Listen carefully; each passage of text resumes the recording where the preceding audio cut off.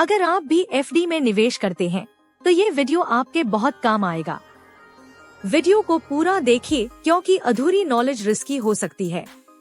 भारत में हर किसी का एफडी में निवेश तो होता ही है। इसका बड़ा कारण है कि एफडी में निवेश सुरक्षित रहता है, साथ ही इसमें गारंटीड रिटर्न भी मिलता है। जो लोग निवेश को लेकर किसी तरह का जोखिम नहीं लेना चाहते, उनके पोर्टफोलियो में एफडी जरूर शामिल होती है। वहीं पिछले कुछ समय से एफडी पर ब्याज दरें भी काफी बेहतर हुई हैं। ऐसे में लोगों का रुझान एफडी की ओर बढ़ रहा है। अगर आपने भी एफडी में निवेश किया है तो आपको मालूम होना चाहिए कि एफडी से होने वाली कमाई पर इनकम टैक्स लगता है। जब फिक्स्ड डिपॉजिट पर ब्याज के जरिए होने वाली कमाई तय सीमा से ज्यादा होती है तो उसमें से टीडीएस काट लिया जाता है। टीडीएस कब काटा जाता है?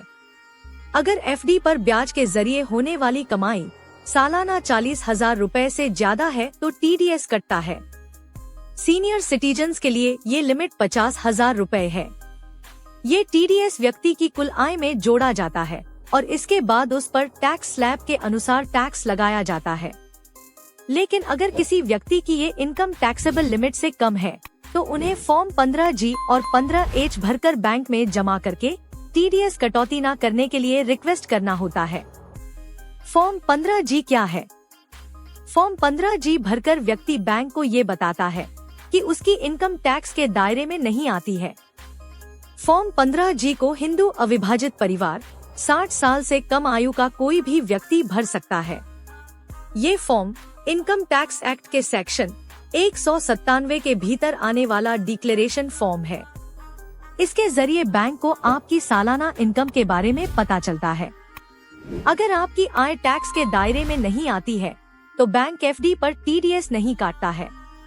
अगर आप टैक्स के दायरे में नहीं आते हैं तो इस फॉर्म को भर सकते हैं। फॉर्म 15H क्या है? फॉर्म 15H 60 साल या उससे ज्यादा उम्र के लोगों के लिए होता है। इसे जमा करके सीनियर सिटीजन्स एफडी के ब्याज पर कटने वाले टीडीएस को रोक सकते हैं। लेकिन ये फॉर्म सिर्फ उन्हीं के द्वारा जमा किया जाता है जिनकी टैक्सेबल इनकम 0 है। फॉर्म को उन सभी बैंक ब्रांच में जमा करना होता है जहां से पैसा जमा किया जा रहा है। ब्याज का भुगतान होने से पहले 15G और H फॉर्म सबमिट किया जाना चाहिए। अगर आप ऐसा करते हैं तो शुरुआत से ही बैंक से टीडीएस कटौती को रोका जा सकता है।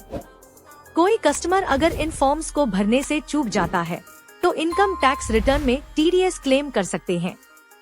ऐसे में आयकर विभाग से रिफंड मिल जाएगा। तो उम्मीद है कि आपको वीडियो काफी पसंद आया होगा। इन्फॉर्मेशन अच्छी लगी हो तो लाइक कर दीजिए और चैनल को सब्सक्राइब करके बेल आइकन दबा दीजिए ताकि फ्यूचर में भी आपको ऐसी नॉलेजेबल वीडियोस मिलती रहें।